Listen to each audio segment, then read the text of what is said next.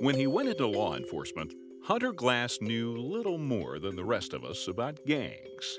But today, his streetwise translations of arcane language and gang customs are helping to solve and prevent gang-initiated crimes, not only here, but throughout the country.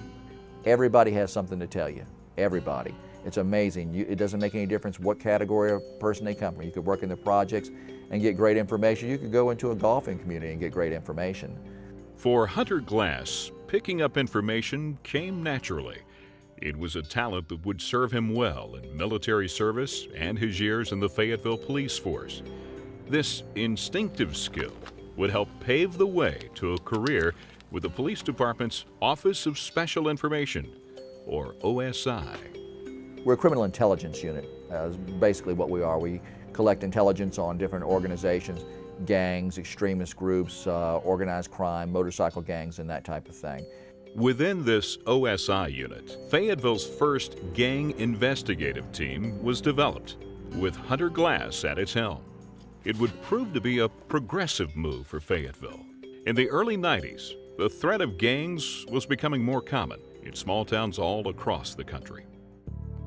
We have Crips, we have Bloods, we've had Gangster Disciples, Folk Nation, People Nation, Latin Kings, Vice Lords, and etc. We have the Latino gangs coming in now, the SIR 13s and the MS 13s, and it can go on and on. There's a lot of names there, a lot of different gangs.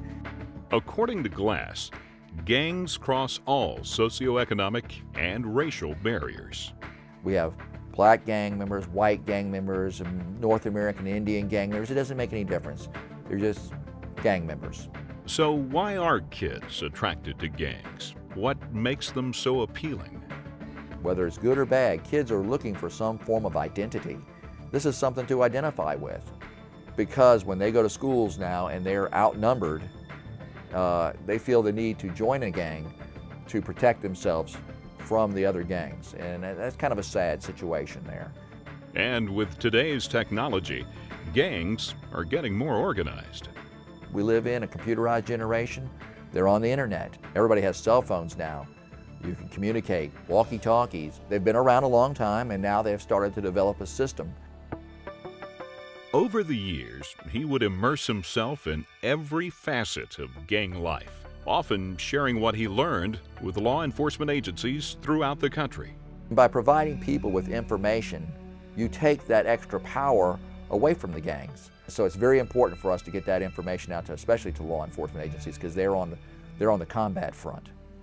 Officer Randy Jackson has worked closely with Hunter for over 10 years.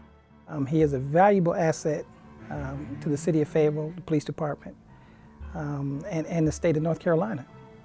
Hunter picked up other skills along the way. He learned to read gang graffiti and decipher signs and messages often left behind at crime scenes. Gangs they're almost superstitious or ritualistic. They have a lot of time on their hands, a lot of times when they're in the penitentiaries and that type of thing, to come up with many different signs and symbols for things, such as 6 a pop and 5 a drop. And you might go to a drive-by shooting and find a set of dice there at the crime scene and have 5 standing up, and that'll mean that the Bloods came by, because they like to use the number 5, and that meant 5 a pop, and they were shooting at Crips, a 6 a dropping. Another tool he would carry in his arsenal developed from a lifelong love of drawing. After years of freelance work for several studios, including Warner Brothers, he would become certified as an FBI forensic artist, a task that would present its own unique challenges. The artwork is important, but the interviewing portion is the most important, because when I want to talk to someone, they may be terrified at a crime scene. When a little bitty gun was pointed at you, it might as well have been a howitzer, a cannon. And so I have to get them past that and get them to the face. For Hunter Glass, natural talent, good instincts, and a knack for picking up information would become his life's work.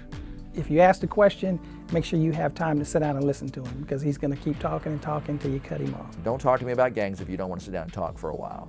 With gang violence on the rise in small towns in Middle America, the House of Representatives responded in 2004, approving the creation of a National Gang Intelligence Center And while Detective Glass is passionate about his work, he'd like nothing more than an end to the violence.